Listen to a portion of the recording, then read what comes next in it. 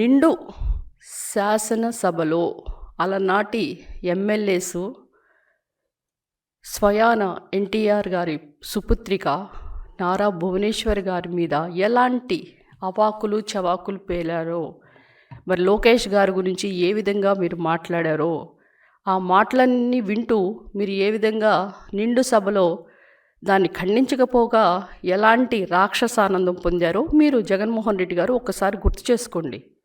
ఎందుకంటే ఎప్పుడు మీరు ఎదుటి వాళ్ళనే పాయింట్అవుట్ చేస్తారు, మీ గురించి ఎప్పుడు చూడరు.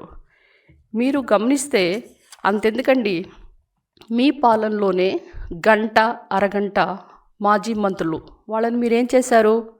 కనీసం వాళ్ళు ఏమైనా సస్పెండ్ చేశారా? మంత్రి పదవులు ఏమైనా తీసేశారా? ఏం చేయరు. వాళ్ళనే వెనకేసుకొని మరి సంక్రాంతి సంబరాల్లో మరి అంబటి రాంబాబు గారు ఏ విధంగా గంతులేశారో చిందులేశారో మీరు అన్నీ చూశారు. వాళ్ళని మీరు ఖండించే ధైర్యం మీకుందా? ఉండదు.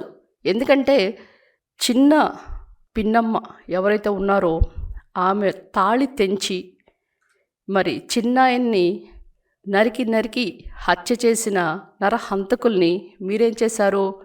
తల్లిని ఏ విధంగా మీరు పరాయి రాష్ట్రాలకు పంపించారు?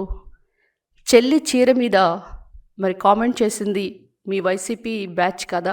వీళ్ళందరినీ మీరు ఇందాకంటారు వైసీపీ నాయకులు, వైసీపీ కార్యకర్తలందరూ కూడా చాలా గట్టిగా నిలబడుతున్నారు పార్టీకని. గట్టిగా నిలబడటం అంటే ఇంత మహిళని స్క్రోల్ చేయటము, మహిళని హింసించడం, అసభ్య పదజాలాలు వాడటం, మీరు చేసిన పనికి అలనాటి ప్రభుత్వంలో ఉండవల్లి శ్రీదేవి అనే ఎక్స్ఎమ్మెల్యే ఇప్పుడు ఆమె బయటికి రావటం మీరు కూడా గమనించుంటారు. ఏ విధంగా చిత్రవద చేశారు, నా కూతుళ్ళని నా మీద ఎలాంటి పోస్టింగ్స్ పెట్టించారు.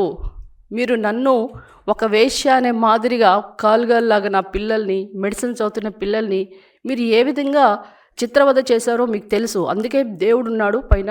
ఎప్పుడు కూడా మనం రాజకీయాల్లో మనమే పై చేయి అనుకోవటం చాలా తప్పు. ఎందుకంటే మీరు ఎప్పుడు కూడా ఏది నిజం తెలుసుకోకుండా ఇమ్మీడియట్ యాక్షన్స్ తీసుకోవటం అనేది ఒక డిక్టేటర్ లాగా. ఎందుకంటే డిక్టేటర్షిప్ అనేది ఎప్పుడూ ఉండదు. ఎందుకంటే మీరు లిబియాలో ఉన్న కర్నల్ గద్దాఫీ ఏమైపోయాడో, తర్వాత ఇప్పుడు మీరు గమనించిన చాలామంది డిక్టేటర్స్, హిట్లర్, వీళ్ళందరూ ఏమైపోయారో మీరు తరిమి కొట్టారు ప్రజలు.